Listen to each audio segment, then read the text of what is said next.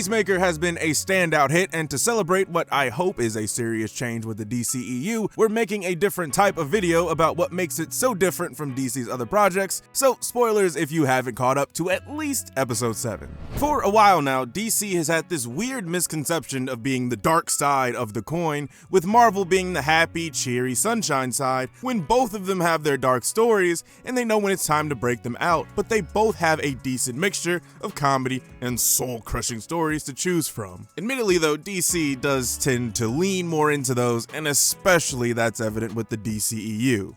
Peacemaker splits the difference and finally makes a show that does both and well. No slight to Doom Patrol, but I just haven't seen it yet and it's not part of the DCEU, so you know, it doesn't really work here. Now, for a D-lister at best, Peacemaker definitely does have some backstory, but nothing to the size of your Supes and Bats, so it's actually easier to make something fully its own because you're not bound by what most people associate with the character. That was the problem, well, one of the problems of Man of Steel. The Superman in that story doesn't fit in what most people look for in a Superman story. Peacemaker, for better or for worse, doesn't have the baggage. At least not the baggage of expectations.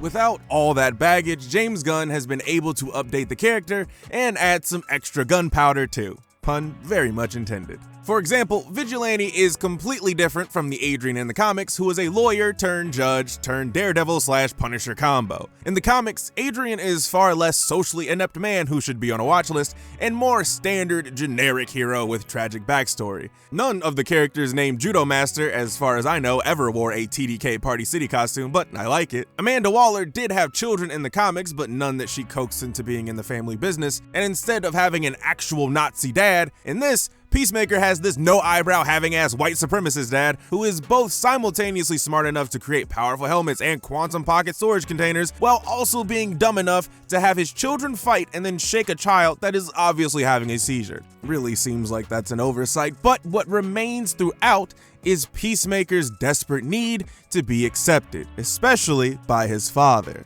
Which brings us to what makes Peacemaker so compelling even when he's being a dick to everyone. He's just a classic bully. He makes fun of people so that he doesn't feel as small and massively overcompensates to counteract it.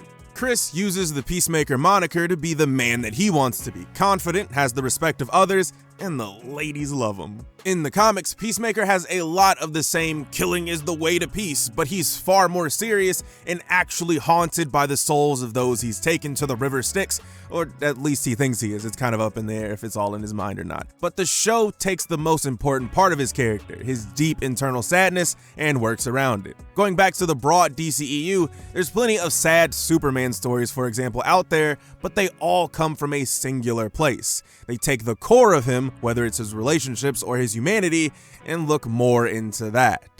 As it stands, this is where DC finally makes a story about humans. I mean, they did have to throw aliens in it too, but you know what I mean. Yeah, it's cool to think about powerful gods that could snap you in two or let you get blown up by a tanker because it would be much cooler that way instead of saving you, but for the people that want something dark and, in my opinion, more tangible and personal, this is how you do it. One of the biggest problems of the DCEU has been that there's no personality, which I'll get into later. Snyder fans, let's calm down. There's been no personality in the stories, almost none in the characters, and certainly nothing that regular people can gravitate towards because none of the stories so far have been about regular people.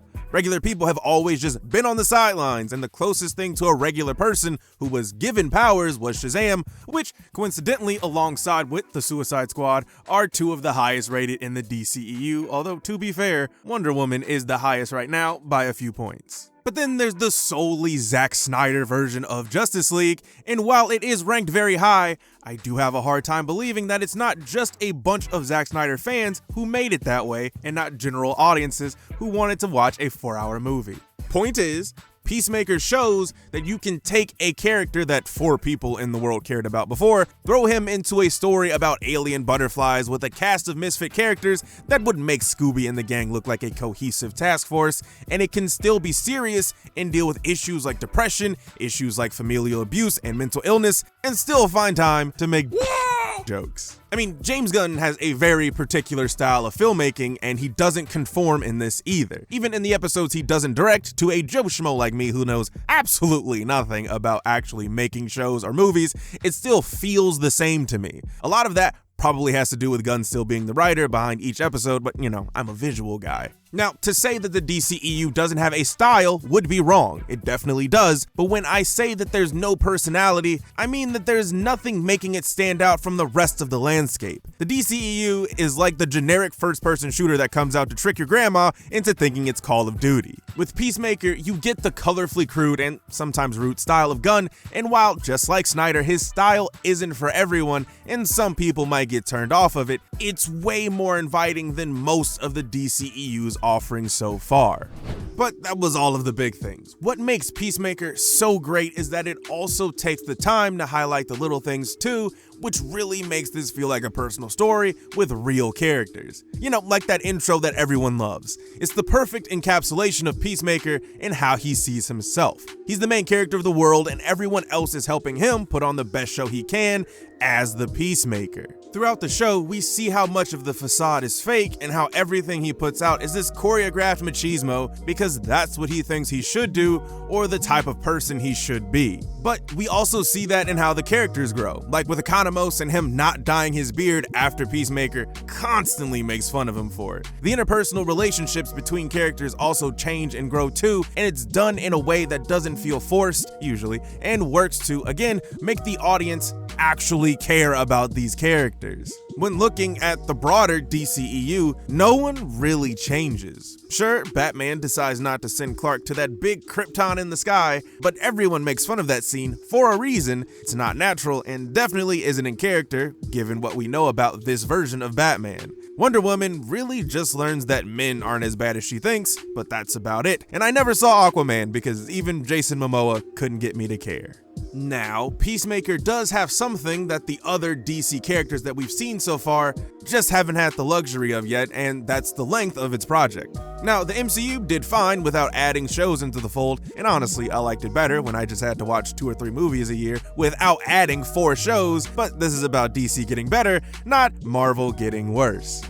Okay, so because the show has about 4 times the amount of time it has to tell its story, although DC does love its 3-hour broodfest, there's way more time to have quiet moments of reflection or to having Peacemaker flex his facial muscles. While I'm always down for some guerrilla hand-to-man hand combat or gunfights, I think for these stories to work, the downtime between action set pieces and exposition dumps need to be given the same care, and they need to make you feel something about the character. Whether you're mad at Augie for literally anything he does in the show, or you genuinely feel bad for Peacemaker or Adebayo because they're put in really bad positions that they want nothing to do with.